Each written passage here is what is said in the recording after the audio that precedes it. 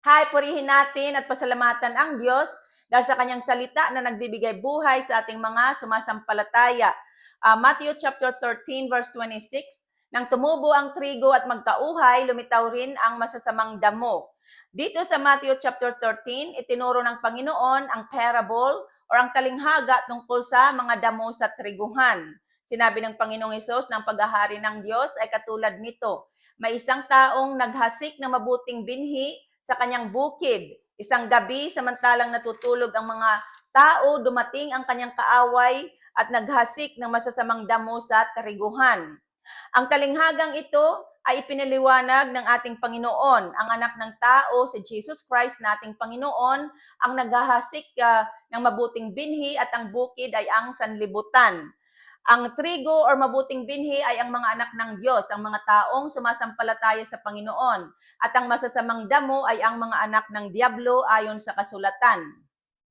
Ang ibig sabihin ng trigo ay mabuti at ang damo ay masama. Ang scripture ay parang salamin. Sa pamamagitan ng scripture o salita ng Diyos, makikilala natin kung sino ang mga anak ng Diyos at kung sino ang mga anak ng Diablo. Sa pamamagitan ng scripture, malalaman din natin kung tayo'y mabuti o masama. Dahil nga ipinakikita ng scripture kung sino tayo at kung ano tayo. At makikita natin ang ating mga bunga. Ganon din ang ating kapwa, makikilala natin ang ating kapwa kung siya'y mabuti o masama sa pamamagitan ng kanyang mga bunga. Ang mga bunga ng tao ay ang kanyang mabubuting pananalita at mabubuting gawa. Namumuhay siya ng matuwid. Tulad ng sinabi ng Panginoong Hesus na makikilala natin ang puno sa pamamagitan ng kanyang mga bunga.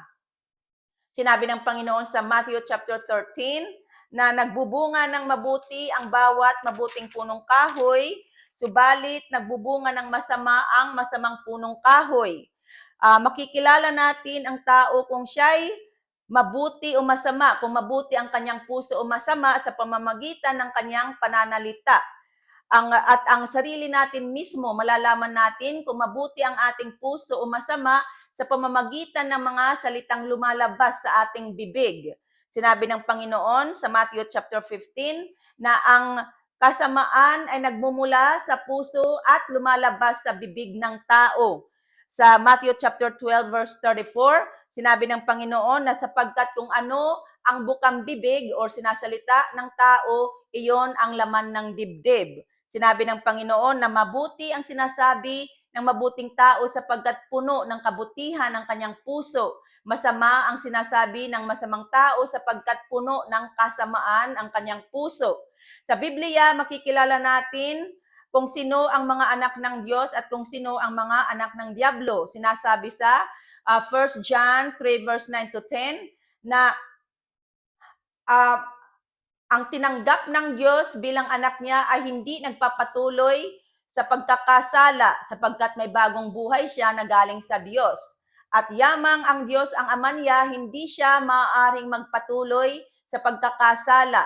Dito makikilala kung sino ang mga anak ng Diyos at kung sino ang mga anak ng Diablo. Ang sinumang hindi gumagawa ng matuwid at hindi umiibig sa kanyang kapatid sa pananampalataya, ay hindi anak ng Diyos. Ibig sabihin, siya ay anak ng Diablo.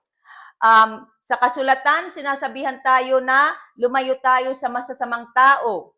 Huwag naman natin silang kasusuklaman, kundi iwasan natin sila at hindi sa nanguhusga tayo, kundi ang scripture mismo, ang kasulatan ang nagsasabi na layuan natin sila upang hindi tayo mahawa.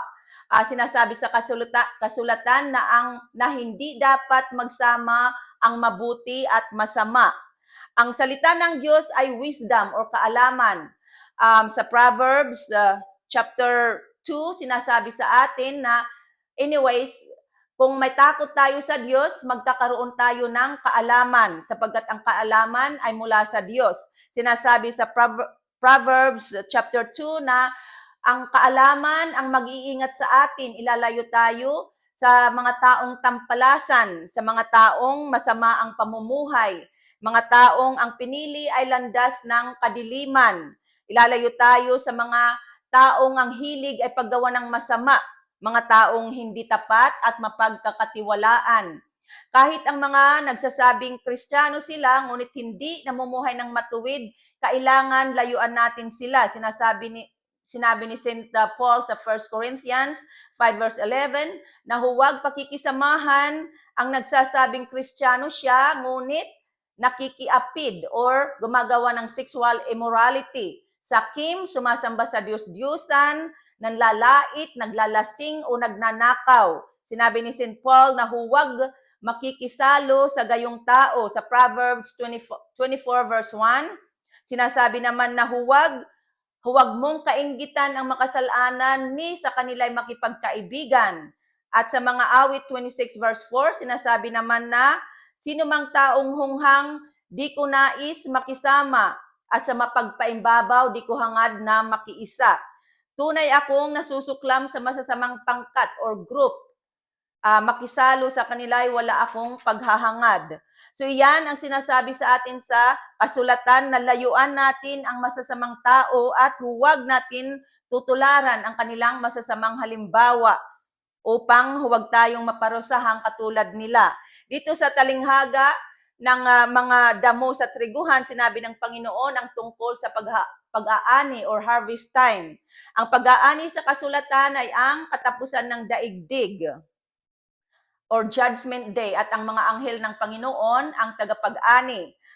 Sa katapusan ng daigdig, sinasabi sa kasulatan na paghihiwalayin ang mabuti at masama. Sila'y pupunta sa kanilang final destination. Sa Matthew chapter 13 verse 40 to 43, sinabi ng Panginoon na kung paanong iniipon ang mga damo at sinusunog gayon din sa katapusan ng daigdig. Susuguin ng anak ng tao ni Jesus Christ ang kanyang mga anghel at iipunin nila mula sa kanyang pinaghaharian ang lahat ng nagiging sanhi ng pagkakasala at ang lahat ng gumagawa ng masama at ihahagi sa maningas na pugon. Ito yung impyerno. At dooy mananangis sila at magngangalit ang kanilang ngipin. So yan ang kahihinatnan at final destination ng mga taong gumagawa ng masama. At binababalaan tayo sa Holy Bible na lumayo tayo sa kanila upang hindi tayo matulad sa kanila.